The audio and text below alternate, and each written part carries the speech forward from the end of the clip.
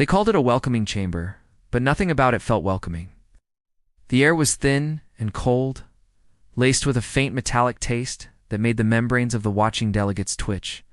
Gravity here was calibrated for comfort, gentle and forgiving, the kind that let fragile bones survive a long life.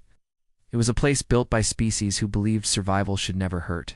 The first humans stepped forward, boots striking the floor with a dull, heavy sound that echoed longer than expected.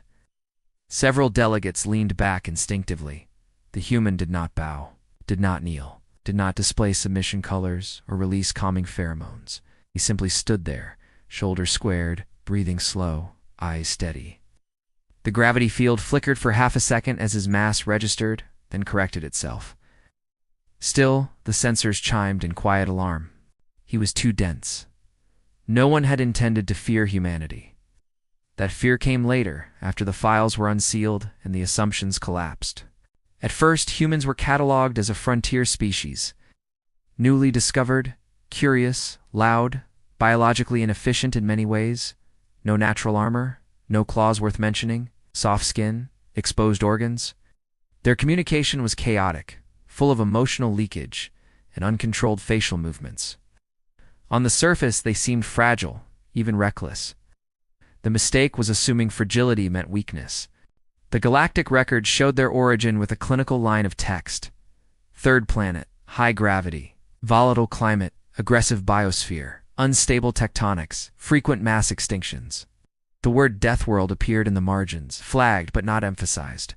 Many species evolved on dangerous planets. Many survived harsh conditions. None like this. The human representative inhaled, chest rising with emotion that subtly strained the suit fabric.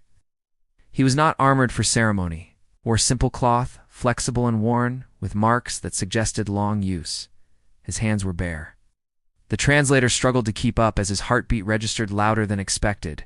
Across the chamber, an elder delegate from a low-gravity ocean world shifted uneasily. Its species would lose consciousness if subjected to half the gravity humans considered normal. The thought that an entire civilization evolved under such constant pressure made its neural fronds curl inward. The human spoke. His voice was calm, not loud, not submissive. Ow. It carried the weight of someone used to being unheard by uncaring forces, someone who learned early that the universe did not negotiate. "We are here because you asked us to come." The translator rendered the words faithfully, but it could not capture the subtle undercurrent beneath them, not arrogance, not threat, endurance. The tone of someone who had survived worse than this room. Long before they reached the stars, humans learned what it meant to be hunted. Ouch. On their world, the sky burned and froze in cycles that could erase cities. The ground split without warning. The seas swallowed coastlines and then retreated, leaving salt and bones behind. Predators came in every form. Some had teeth, some had venom. Some were too small to see, invading flesh and blood silently until lungs filled and hearts failed. And gravity, always gravity. It crushed them from birth, shaping dense bones and thick muscles, forcing hearts to work harder with every beat. Each step was resistance training. Each breath was earned. Their bodies adapted not for elegance, but for survival under pressure. Other species developed safety. Humans developed resilience. When the first alien probes entered their system, humans did not panic. They observed, they tracked, they argued among themselves, then worked together anyway. When the probes retreated, humans did not celebrate. They prepared. They prepared because on a death world, hesitation gets you killed. The alien coalition had expected awe when humanity saw the galactic community. Instead, they saw familiarity. Humans looked at massive ring habitats and artificial suns the way survivors look at shelter after a storm. With relief, yes, but also suspicion. If it looked too safe, it probably was. As more data came in, unease spread through the council. Humans endured temperatures that would shatter most exoskeletons. They could operate in radiation zones that caused slow madness in others. Their immune systems were so aggressive, they sometimes attacked their own bodies, yet still functioned with terrifying efficiency against foreign threats. They did not just survive pain, they worked through it. The human delegation included explorers, engineers, and soldiers, though the line between those roles was thin. On their world, anyone who ventured beyond shelter learned to defend themselves. Tools doubled as weapons. Curiosity came with scars. An analyst from a crystalline species raised a trembling appendage. Your homeworld casualty rates are unacceptable. The human tilted his head slightly. They are lower than they used to be. That answer chilled the room more than any threat could have. Because it implied progress, improvement, adaptation. The council began to understand the scale of their error. Humanity did not conquer their world because they were dominant. They endured it because extinction failed to finish the job. Over and over, humanity fell, learned, and stood back up with harder skin and better tools. Their history was not a straight line. It was a scar map. When the coalition invited humans into shared space, they believed they were offering safety. What they actually did was remove the last leash. Away from their crushing gravity and endless predators, humans felt lighter, faster, stronger. In lower gravity, their muscles coiled with unused power. Their reflexes sharpened, their endurance multiplied. What took effort at home became effortless here. They smiled more. That should have been the final warning. The human representative looked around the chamber, meeting eyes and sensor arrays without flinching. "We understand that our world frightens you," he said. "It frightened us too." Silence followed. We did not survive because we were fearless. We survived because fear taught us what mattered. Outside the chamber, a distant star flared gently, its energy carefully regulated. On Earth, stars had never been gentle. Storms were not regulated. Predators were not contained. Survival was personal and constant.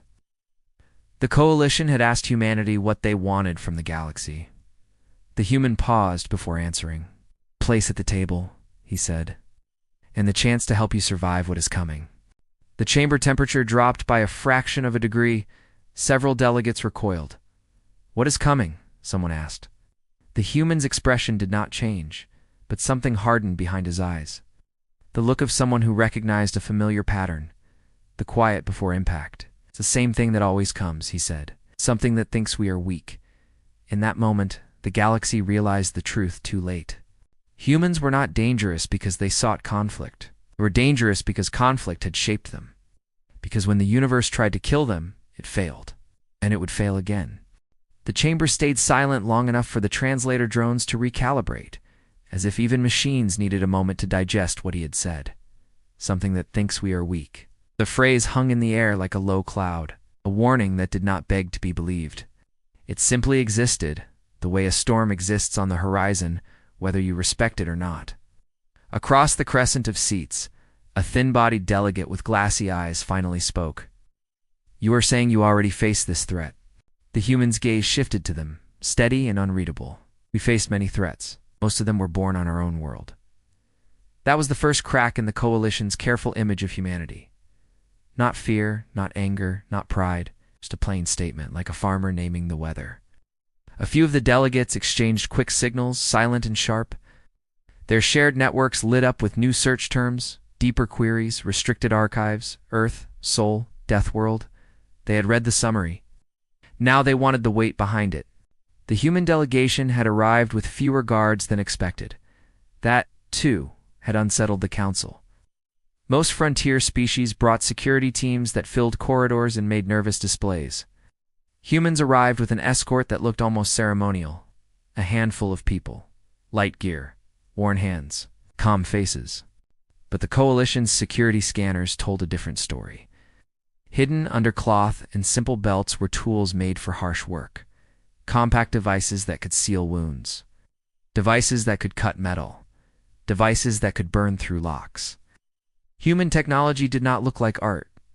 It looked like something built in a garage at midnight because morning might not come. In the waiting corridor outside the chamber, another human sat quietly on a bench, hands folded. She was small compared to the representative. Hair tied back tight, eyes focused on a spot in the distance. A liaison officer from the coalition approached her with careful steps, trying to appear friendly. "You are calm," the liaison said through the translator. The human looked up. "I'm listening." The liaison tried again. Many species would feel overwhelmed, meeting the council for the first time. The human's mouth tightened in what might have been a smile. We've been overwhelmed before. The liaison glanced at the human's hands. Old scars crossed her knuckles. Faint white lines on the wrist. A burn mark on the forearm, round and clean like a memory from an accident that could have ended worse. The liaison had seen scars on predators, on soldiers, not on diplomats. What are those from? The liaison asked before thinking. The human did not hide her hands. She opened them as if offering proof. Work, weather, bad decisions, luck. The liaison's membranes fluttered. Your world is truly that dangerous. The human's eyes softened for a second. Not with pity, with recognition. Our world is beautiful, she said. It just doesn't care if you live. That sentence carried more truth than 1,000 reports. Back inside, the council insisted on protocol. Questions were asked, measures were taken. But something had shifted. The mood was no longer curiosity. It was careful distance, like prey that suddenly realizes the animal across the river is not a harmless grazer. They asked about Earth's gravity. The human answered simply, numbers and comparisons, no bravado. They asked about storms. He spoke about winds that could peel roofs away and ocean walls that erase streets. They asked about predators, as if that was the main danger. The human's expression stayed flat. Predators were the easy part, he said. That made several delegates recoil. What do you mean? Asked a tall insectoid envoy, antennae trembling. We could see them, the human replied. We could hear them. We could run. Harder things were the ones you can't fight directly. Hunger, cold, heat, infection, fear. The kind that sits in your chest and tells you nobody is coming. The chamber went quiet again, but this time it was not just shock. It was realization. The coalition had always assumed help was coming because help was the foundation of their civilization. Their worlds had grown stable enough that crises were rare and managed. Their children grew up expecting safety nets. Their adults planned lives around stability. Humans planned lives around uncertainty. The council broke for a short recess, but the humans stayed where they were, as if standing under questioning was normal. On Earth, it probably was. Surveillance, tests, gatekeeping, humans had been divided for centuries. And every group had its own border, its own suspicion. Even when they reached the stars, they carried that history in their posture. During the recess, a coalition archivist slipped into a side room and opened a sealed file with shaking hands. It was labeled with a warning marker reserved for unstable species. Not violent, not criminal, unstable. Inside were images that had never been shown in public sessions. Not because they were graphic, but because they were unsettling in a quieter way. A human child, small and thin, dragging a heavy container through snow taller than their knees. A group of humans in harsh desert heat, faces wrapped, eyes narrowed, moving like they had done it their whole lives. Humans strapped into harnesses under crushing weight training, muscles trembling, refusing to stop. Humans in cramped shelters during storms, listening to wind try to tear the walls apart, and still sharing food like it was a habit. One clip showed a human in a damaged vessel, alone. The hull groaned. Alarms blinked. The human's breathing was loud but steady. Their hands were shaking. Their eyes were wet. They kept working anyway. That was what frightened the archivists. Not violence, not rage. The refusal to quit. The archivist sent a message to a superior, careful language. No exaggeration. They endure conditions that would break us. Their emotional responses are intense, but do not reduce function. They continue.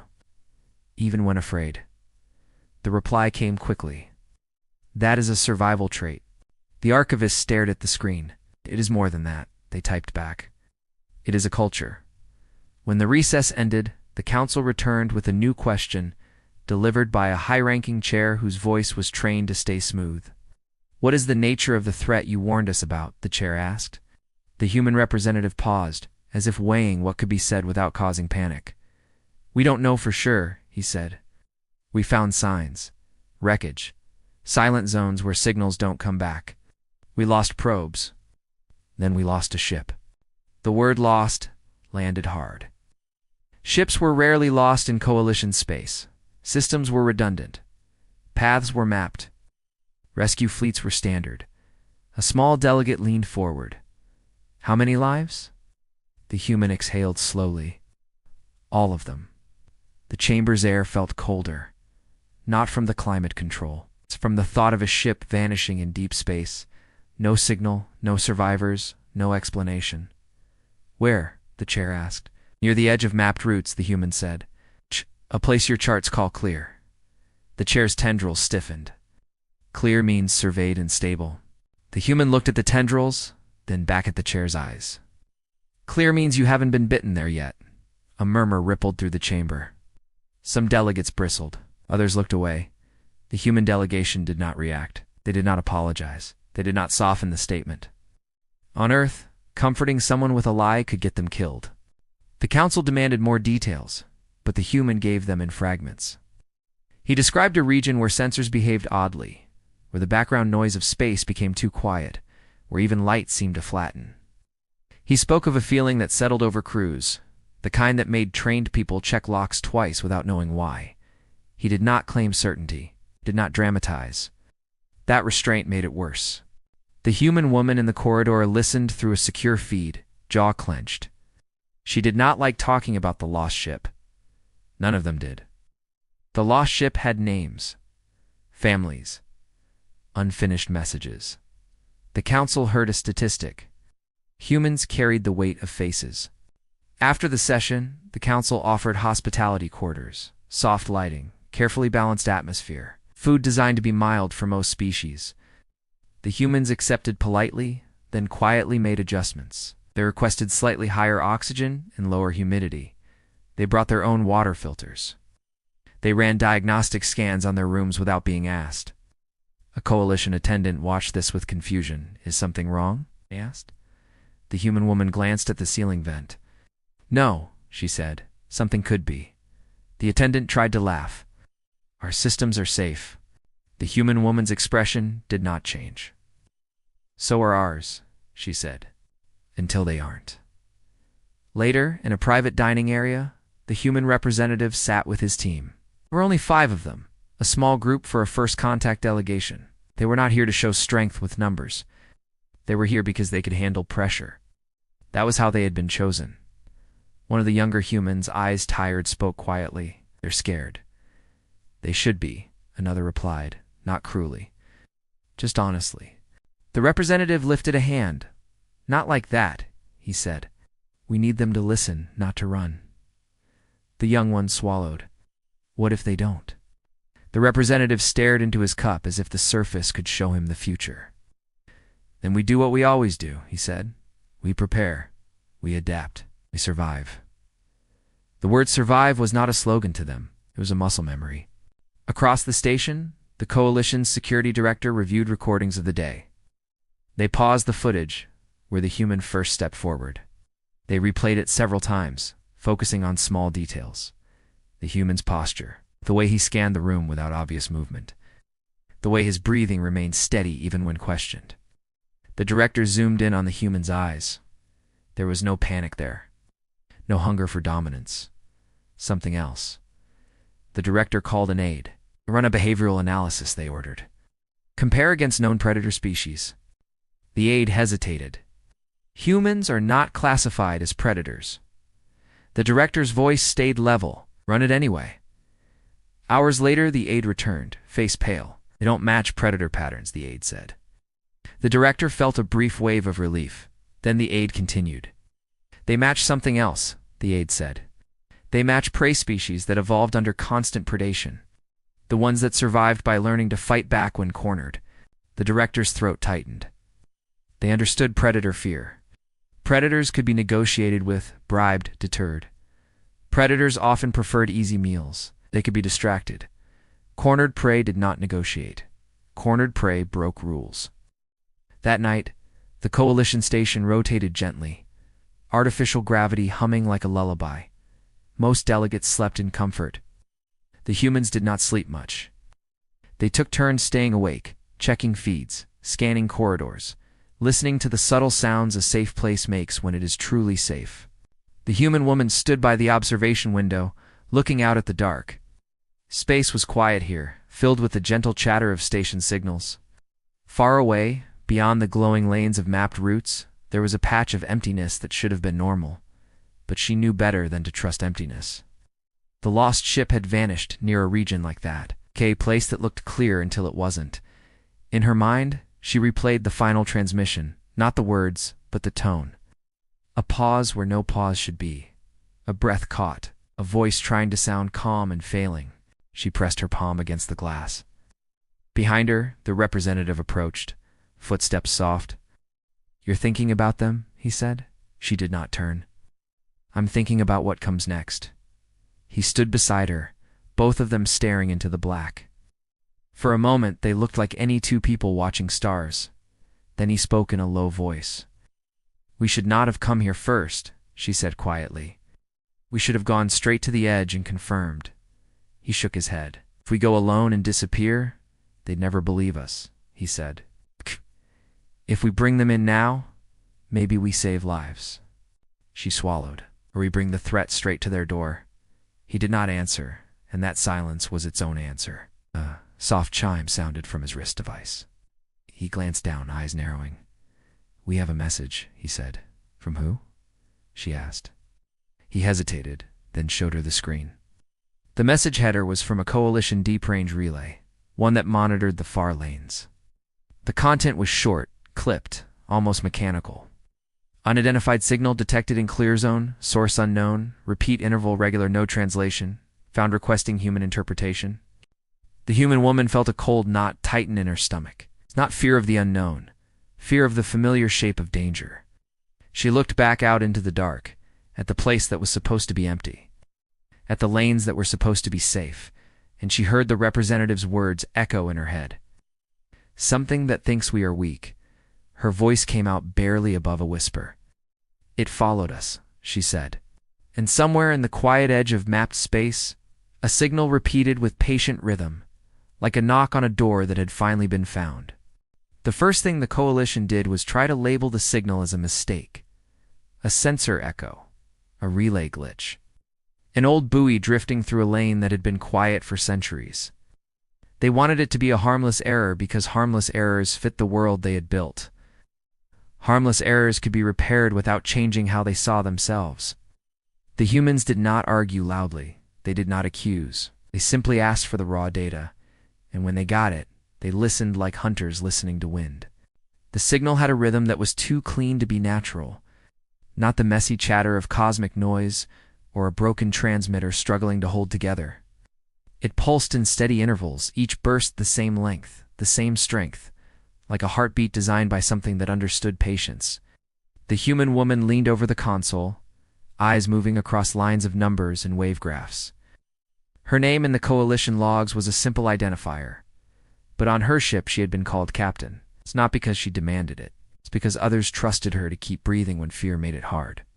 "It's not us," a Coalition tech said, voice thin. "It doesn't match any human patterns." The captain nodded once. "Good," she said. "Then we're not talking to ourselves." The tech's membranes fluttered. "We can attempt a hail." The captain's hand hovered above the panel without touching it. "You can," she said. "But you should decide why you're doing it." Curiosity is not a plan. Behind her, the human representative watched the room. He watched the Coalition officers more than the screens. The way their bodies tightened. The way their hands shook when they tried to hide it. The way they kept looking at each other for permission to be afraid. Fragile, he thought. Not as an insult, but as a fact. These were people raised under soft gravity and stable skies. Their histories were not full of extinction cycles. They had never tasted the kind of fear that teaches you to count doors and memorize exits. A Coalition commander entered, tall and polished in a uniform that looked ceremonial even here. 2 security escorts followed, both holding weapons that were designed more to warn than to harm. The commander's gaze landed on the human captain. "We have received your warning," the commander said. "We are mobilizing a response. Our patrol craft will investigate the source. Your presence is not required." The captain's eyes did not change. "Your patrol craft will not come back," she said. A murmur broke out. The commander stiffened. "You speak as if you know." The human representative stepped forward slightly, voice calm. "We lost a ship there," he said. "We did not lose it to incompetence." We lost it to something that understood how to stay unseen. The commander's jaw tightened. Our ships have superior shielding. The captain leaned back, arms crossing. On Earth, she said, we built shelters strong enough to survive storms. Then we learned storms weren't the only danger. Sometimes the danger is a crack you don't notice until the wind finds it. The commander stared at her as if she had spoken a foreign religion. We will not allow panic, the commander said. The captain's voice stayed level. Then don't panic, she replied. Prepare. The difference between them was simple. The commander feared shame more than death. The humans feared ignorance more than fear. The coalition sent to patrol craft anyway. It did not call them warships. It did not want the word war in official reports. They called them survey vessels with defensive capability. They carried trained crews, advanced scanners, and a confidence built on centuries of controlled borders. The humans watched the launch from the observation deck without speaking. Round them, alien civilians gathered as well, drawn by rumors and quiet dread. A young civilian from a flower-like species clutched a companion's arm, petals fluttering. "Why are the humans here?" civilian whispered. A nearby elder answered, voice shaking. "Because they are used to this." That was not comfort. It was a warning disguised as admiration. As the vessels slipped into the lane, the station's loudspeakers played a calm announcement about routine operations. The voice was soft and practiced. It sounded like bedtime. The captain hated it. On her ship, alarms sounded when something was wrong. Silence meant you were already in trouble. In the command center, the signal continued to pulse.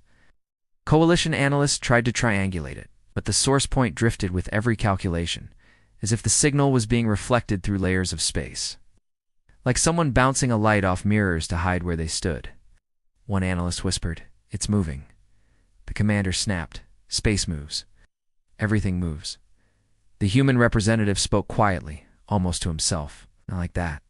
The patrol vessels reported nothing unusual for the first hour. No debris, no ships, no radiation spikes. Just emptiness, clean and quiet. The commander relaxed a fraction.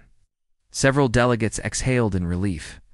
Then one patrol captain reported a strange effect, not visible on screens, but felt in the bones.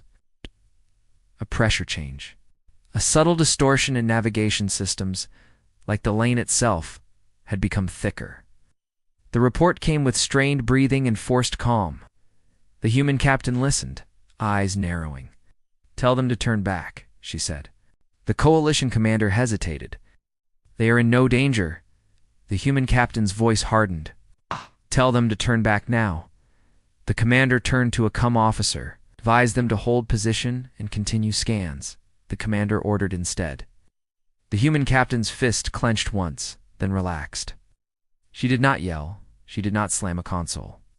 She simply looked at the commander the way a person looks at someone stepping toward thin ice. The patrol vessel's audio feed crackled. A voice spoke, clipped, trying to sound professional. "We are detecting a field fluctuation. It is dampening our signals. Requesting guidance." The commander answered with steady authority. "Continue. Mark the anomaly. If necessary, deploy a beacon." The human representative murmured, "That's a lure." The commander heard and snapped his head toward the human. "You assume hostility without evidence." The human held the commander's gaze. "We assume survival," he said. "That is the difference." For a moment, it looked like the coalition commander might argue again. Then another message came through from the patrol vessel, quieter this time, not the same voice, different crew members speaking fast. "Captain," the crew member said, "the stars are wrong." The command center fell silent. "What do you mean?" the cum officer asked. The crew member's breathing hitched. "Navigation star map is shifting. It's like the background is folding. I can't explain it." The human captain leaned forward, hands on the console. "Get them out," she said, voice low. "That's not a sensor issue. It's space behaving like a trap." The coalition commander's throat worked as if swallowing something bitter. "Ordered him back," he said finally. The cum officer transmitted the command. The patrol vessel did not answer right away. Seconds passed. Then a new sound filled the audio feed, faint at first, a rhythmic pulse matching the signal they had been tracking. It grew louder, not in volume but in presence, like it was getting closer without moving through distance. The patrol vessel's captain spoke again, voice strained. We are attempting to turn. A pause. Not a dramatic pause. A pause that felt like breath being held. We are not turning, the patrol captain said. The commander's voice sharpened. Apply thrust. We are applying thrust, the patrol captain replied. It's not responding the way it should. The human representative's eyes closed for half a second. It was the look of someone watching a replay of a nightmare they had lived. The patrol captain's voice dropped. We have visual. Visual on what? The comm officer asked. The patrol captain did not answer right away. When they spoke again, the voice sounded smaller. There is something in the dark. It is not a ship. It is a shape. Like a gap, like space missing. A civilian watching from the edge of the room made a quiet sound of distress. Another covered their sensory organs. The human captain spoke gently, as if talking to someone standing on a cliff. Listen to me, she said into the comm. Not approach it. Cut lights. Cut broadcasts. Go dark if you can. Back away slow. The patrol captain's breath trembled. We cannot go dark. Our systems are being pulled. Pulled. The word hit the room like cold water, and the second patrol vessel finally reported in, voice frantic. We see it too. We see. The absence. It is between us and the first vessel. It moved. The coalition commander's face went pale. How does something move without propulsion? The human representative answered quietly. The same way a predator moves through tall grass. In the command center, a junior coalition officer stared at the humans, pupils wide. How are you not panicking? The human captain did not look away from the screen. We are, she said. We just keep moving. The first patrol vessel's feed crackled again, a burst of static. Then a voice, not from any crew member, not translated, not recognized. It was not words, it was pattern. A sequence of tones arranged with deliberate spacing, like a mind pressing against the boundaries of language. The translator drones failed to render it. They flashed warning lights. The coalition commander's hands shook. Cut the feed, the human representative spoke sharply. No. Record everything. The commander snapped. It could be harmful. The human captain finally turned her head, eyes hard. Everything is harmful, she said. That's why we learn. The station's civilian population began to stir. Rumors ran faster than official updates. In corridors, alien families gathered children close. Shops closed early. People whispered about void ghosts and laniers and old myths that had never been taken seriously. The fragile piece of the station began to crack, not from attack, but from fear. And fear was a kind of contagion most coalition species were not trained to handle, had no cultural muscles for it. Their systems were built to prevent panic, not to endure it. Humans had lived with fear long enough to understand its shape. On the observation deck, a small group of alien civilians watched the humans through the glass. One elder, frail-bodied and ancient, spoke to the others in a trembling voice. Look at them, the elder said. They are not celebrating.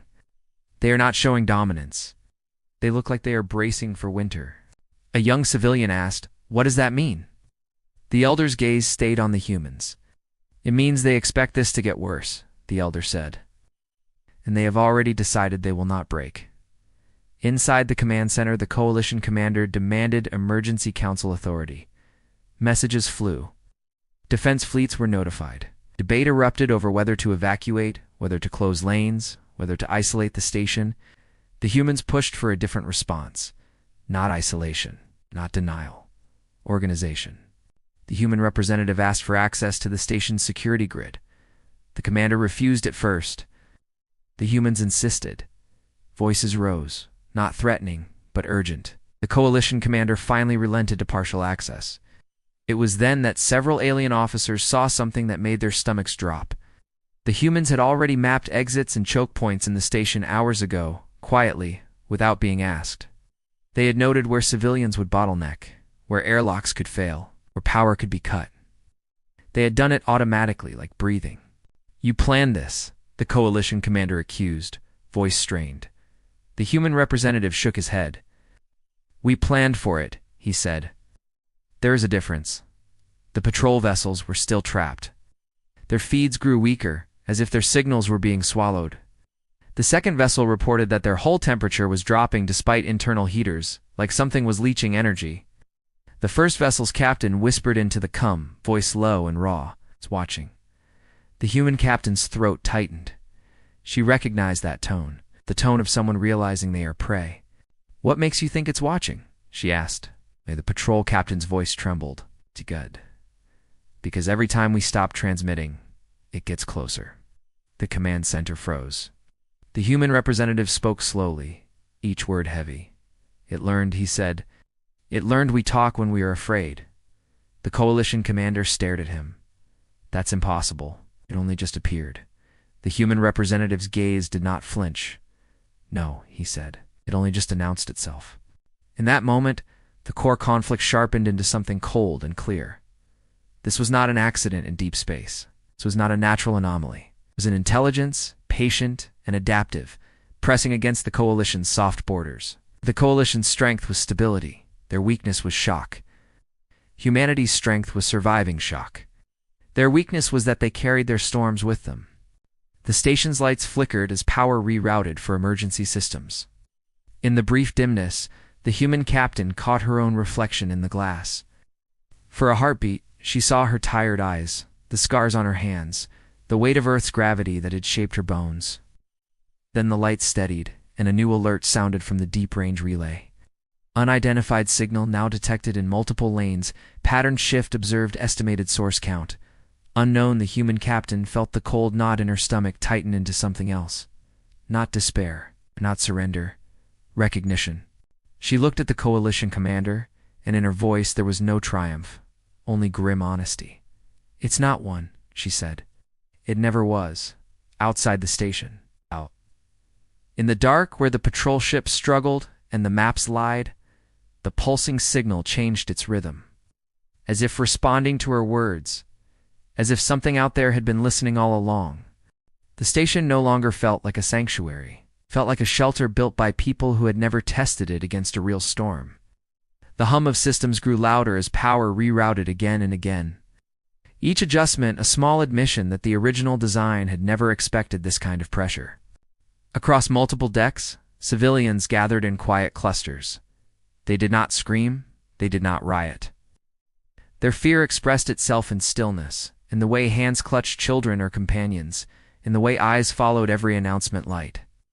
For most coalition species, danger was something distant and abstract. Now it was close enough to feel. In the command center, the coalition commander stared at the projected map as if sheer focus could force it back into sense. The clear lanes were no longer clear. They shimmered with warning markers, overlapping signal traces, and gaps where data refused to resolve. Every model contradicted the last. "This is not how space behaves," the commander said, more to themselves than anyone else. The human representative stood beside the display, arms folded, posture relaxed in a way that unsettled everyone watching.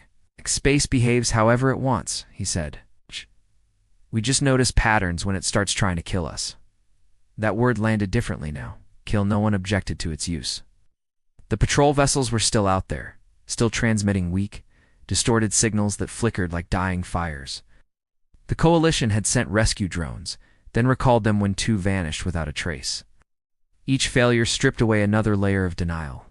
The human captain moved through the command center with quiet purpose, speaking to officers, asking questions, listening more than she talked. She did not issue orders. She did not demand authority, yet people found themselves answering her before they answered their own superiors.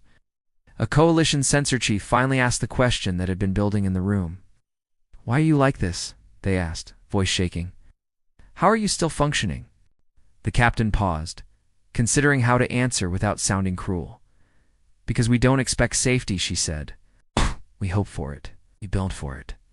But we don't expect it." The sensor chief lowered their gaze.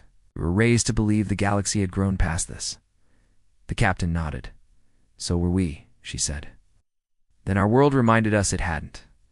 In the civilian quarters, an alien teacher gathered a small group of younglings close, trying to distract them with stories. The children listened at first. Then one asked the question none of the adults wanted to hear.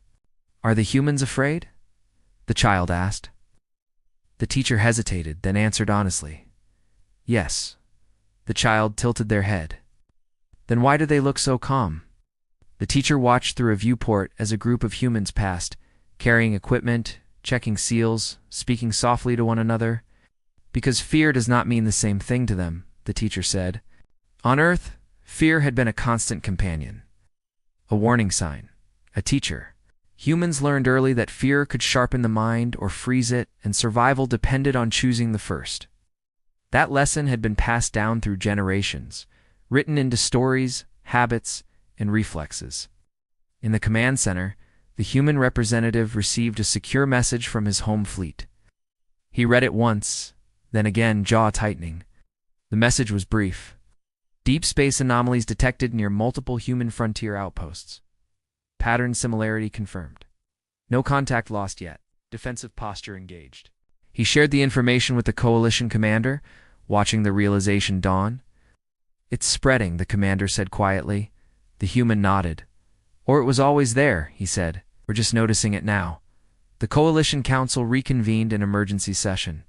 This time there was no ceremony. No formal greetings. Delegates arrived disheveled, some still wearing civilian attire. The illusion of control had cracked, and beneath it was something raw and unfamiliar. A delegate from a high-art culture spoke first, voice trembling. We believed humanity exaggerated, that you were dramatizing danger to gain influence. The human representative did not interrupt. We were wrong, the delegate continued. Our worlds have not prepared us for this. Our people are panicking. Our fleets are designed for deterrence, not survival against the unknown. A murmur of agreement spread through the chamber. The human representative stepped forward. We are not immune, he said. We are not invincible. We bleed. We lose people. We fail. Several delegates looked up, startled. But he continued, we are practiced at standing in that failure and deciding what to do next. An elder delegate leaned forward, eyes dull with age and fear. What would you have us do? The human representative did not answer immediately. He looked around the room, at beings who had never had to make this kind of choice. Then he spoke. You stop thinking in terms of victory, he said. You start thinking in terms of endurance. You protect your civilians first. You decentralize your command. You accept that some things cannot be controlled, only weathered. That word again. Weathered. Several delegates flinched, as if he had suggested something barbaric. A coalition military advisor spoke sharply. We cannot simply endure an enemy we do not understand. The human captain, who had been standing near the back, stepped forward. You already are, she said. You just haven't admitted it. Silence fell. Outside the station, the first patrol vessel's signal weakened further. The crew's voices came through, fragmented, overlapping, as if space itself was tearing their words apart. One crew member laughed suddenly, high and broken, then went quiet. Another whispered something that did not translate. The human captain listened, jaw clenched, hand steady. She had heard this before. Not this exact sound, not this enemy, but this moment. The moment when trained professionals realized their training was not enough. She opened a channel, voice calm. You are not alone, she said. We are still listening. The reply came faintly. We know, the patrol captain said. It knows too. A ripple of dread passed through the command center. The human representative closed his eyes for a brief moment.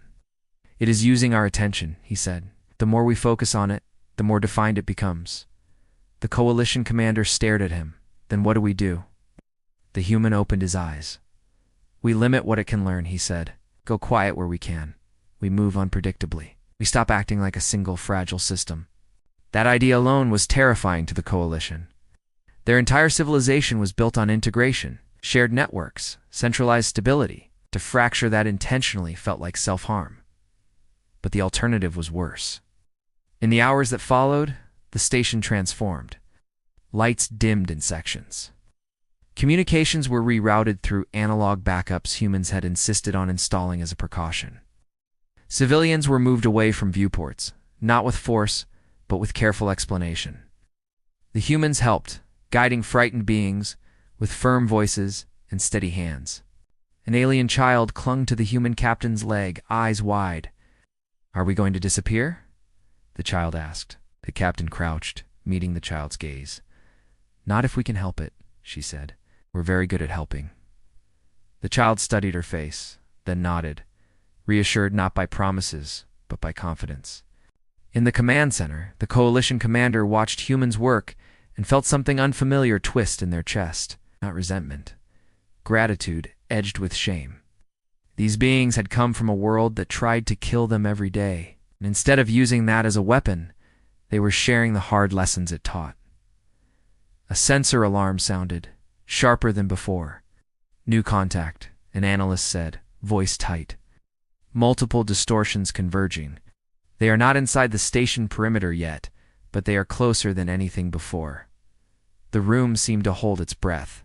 The human representative leaned over the display, tracing patterns with his finger. They're testing responses, he said. Seeing what makes us react, the coalition commander swallowed. When they are done testing. The human looked up. In his eyes was no hatred, no thrill, only resolve. Then they will choose, he said, and so will we. On a distant deck, an alien musician sat alone, fingers trembling over an instrument they had not touched in years.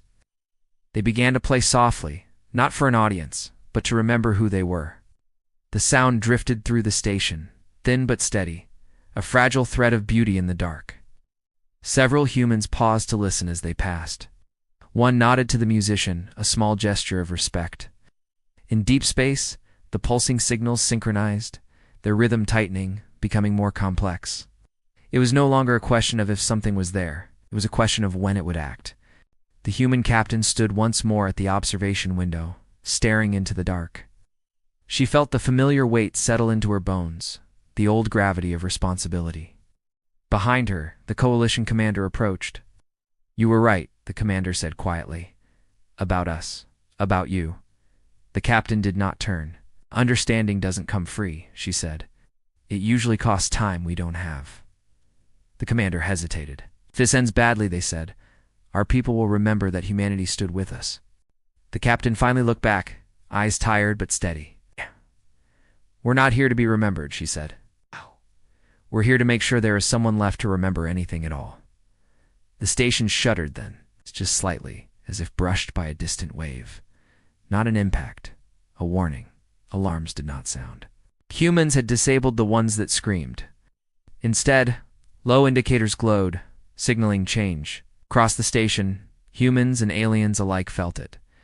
A pressure, a presence. The sense of being observed by something vast and patient. In the command center, the human representative straightened, voice carrying through the room. This is it, he said. They're close enough to touch the edges. The coalition commander looked around at their people, the humans, at the screens filled with uncertainty, at fear, awe, and anticipation tangled together until they were impossible to separate. And for the first time, the galaxy truly understood what it meant to stand beside a species born on a death world. Not as conquerors, not as monsters, but as survivors who had learned that when the dark finally reaches out, you do not beg it to stop. You brace yourself. And you endure. The presence pressed closer, and the station felt it like a change in weather. Not a strike, not yet. A tightening. Systems that had run smoothly for decades began to show strain, not from damage but from attention. Power fluctuations followed patterns that made no engineering sense. Data packets arrived altered, not corrupted, but rearranged, as if something curious was touching them and putting them back slightly wrong.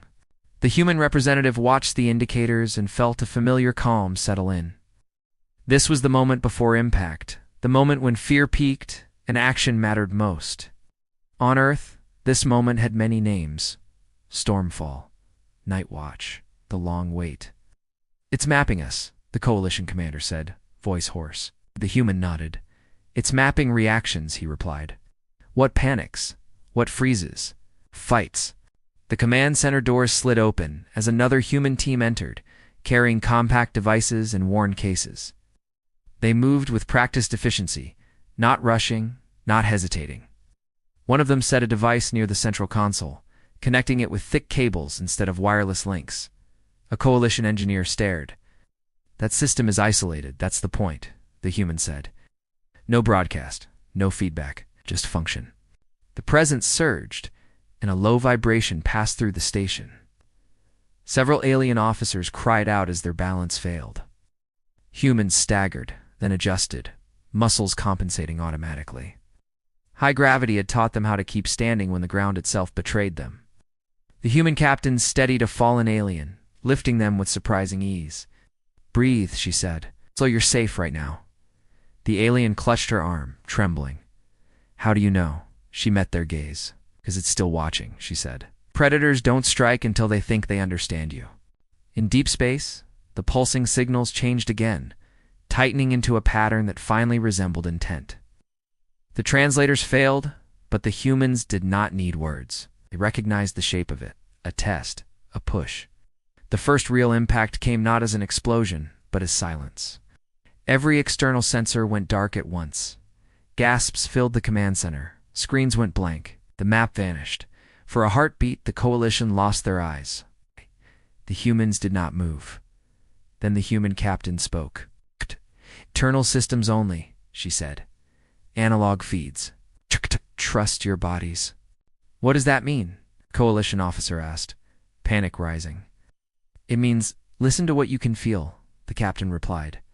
The station shuddered again, harder this time. Somewhere, metal groaned. Not tearing, bending. The presence had reached the hull. A wave of fear swept through the civilians, raw and uncontrollable. Several species collapsed under the stress, neural systems overloaded by something they had never evolved to handle. Humans moved immediately, kneeling, stabilizing, grounding, using techniques passed down from disaster zones and war shelters. "Eyes on me," a human medic said to a shaking alien, pressing their palm firmly against the alien's shoulder.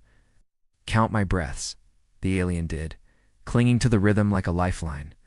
In the command center, the coalition commander stared at the hull integrity readout, now rendered on a simple mechanical gauge. The needle dipped, then steadied. "It's not breaching," the commander whispered. "It's listening," the human representative corrected. The presence pressed again, harder. The station creaked, a sound that echoed through every corridor. Some aliens cried out, others froze, minds locking in terror. The human representative raised his voice, not shouting, but carrying. "This is the part where it expects us to break," he said. "It expects panic, submission, chaos." The coalition commander looked at him, eyes wide. "What do we give it instead?" The human did not hesitate. "Nothing it can use." He nodded to the captain. She tapped her wrist device once. Across the station, human-built systems activated, not weapons. Not shields. Noise. Old human noise. Vibrations rippled through the structure, irregular and layered. Not a signal, not a message. The mechanical echoes of human industry.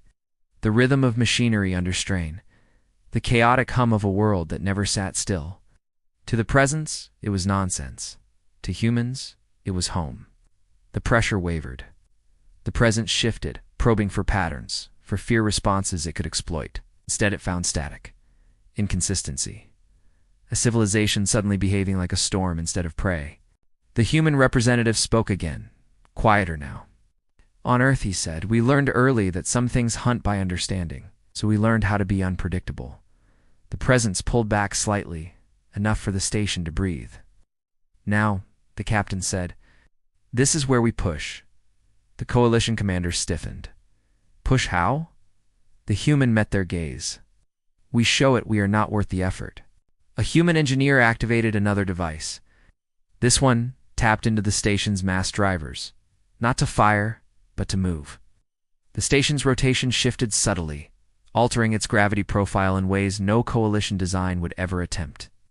Alien officers cried out as the floor tilted and then stabilized at a new angle. Humans adjusted without comment. "Why would you do that?" the commander demanded. "Because it's anchored to expectations," the human replied. "It expects stable environments. It's predictable physics." We deny it that. In deep space, the presence recoiled further. The pulsing signals fractured, their rhythm breaking apart. For the first time, the intelligence encountered resistance, not through force, but through refusal to be understood. The human captain opened a channel, not broadcasting outward, but inward, linking only human teams across the station.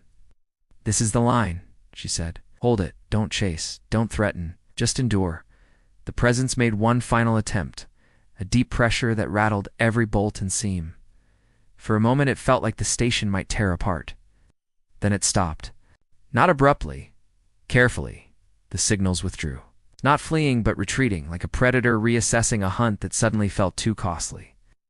External sensors flickered back online, one by one. The map returned, scarred with data gaps, but stable. The clear lanes were quiet again. In the command center, no one spoke. The silence was thick, heavy with disbelief. "It's gone," a coalition analyst whispered. The human representative shook his head. "No," he said. "It chose not to stay." The difference mattered. Medical teams moved through the station, treating shock, stabilizing the injured, comforting the frightened. Humans worked alongside alien medics, sharing techniques that had never been written into coalition manuals. Breathing drills, grounding touches, simple words spoken with absolute confidence. A coalition civilian approached the human captain, tears streaking their face. "You saved us," they said. The captain looked tired. "We helped you survive," she replied. "That's not the same thing." The coalition council reconvened hours later, this time in a smaller chamber. Many seats were empty. Some delegates were recovering. Others were speaking to their homeworlds, trying to explain what had happened without having the language for it. The elder delegate who had spoken earlier rose slowly. "We were wrong about humanity," they said. "Thought you were dangerous because you came from a death world. We see now that you are dangerous because you survived it." The human representative listened, expression unreadable. "You did not dominate," the elder continued. "You did not threaten. You endured something we could not. In doing so, you protected us." The human finally spoke. "We did not do this for gratitude," he said. "We did it because if this thing spreads unchecked, it will find our worlds too." The coalition commander inclined their head, a gesture of respect. "We will change how we prepare," they said. "We will change how we teach our people to face fear." The human nodded. "That's a start." News spread across the galaxy in waves. It's not of a great victory, not of a war won, but of a station that survived an encounter with the unknown because humans were there. It's because humans did not collapse when certainty failed. Alien worlds began to reevaluate their doctrines. Centralized systems were questioned. Backup plans multiplied. Human advisors were invited, not as conquerors, but as teachers of endurance. Some species feared this shift. Others embraced it. On Earth, the human homeworld received the report with quiet acknowledgement. No celebrations, no parades. It's just a collective tightening of focus. They had always known the universe was not safe. Now the galaxy was beginning to learn the same lesson. The lost patrol vessels were never recovered. Their crews were mourned, not with speeches, but with moments of silence held across multiple species. Humans added the names to their long list of those who had faced the dark and not returned. The presence did not vanish from the galaxy. It lingered at the edges, watching, learning. It no longer approached stations guarded by human doctrine. It tested softer targets and found fewer of them as the galaxy hardened, slowly, painfully. Months later, the human captain stood once more at an observation window, this time on her own ship. Beside her stood the coalition commander, now wearing a simpler uniform. "You changed us," the commander said. The captain shook her head. "We reminded you," she said. "The universe hasn't changed. It's always been like this." The commander looked out into the stars. "You," they said. "What does this cost you?" The captain was quiet for a long moment. "It costs us never forgetting where we came from," she said. "It costs us carrying fear without letting it rule us. It costs us teaching our children that safety is something you build every day, not something you're given." The commander nodded slowly. "Your world shaped you." "Yes," the captain said. "And it almost broke us." She turned away from the glass, voice steady, but it didn't. Across the galaxy, the story spread. Of a species born under crushing gravity and relentless threat. Of humans who did not seek to be feared, yet inspired fear through resilience alone. Of a death world that forged minds and bodies capable of standing when others fell. Humanity did not become legends because they were strongest. They became legends because when the universe reached out to end them, they endured. And the galaxy learned, at last, why underestimating a species born on a death world was not just a mistake. It was an invitation to survive the hard way.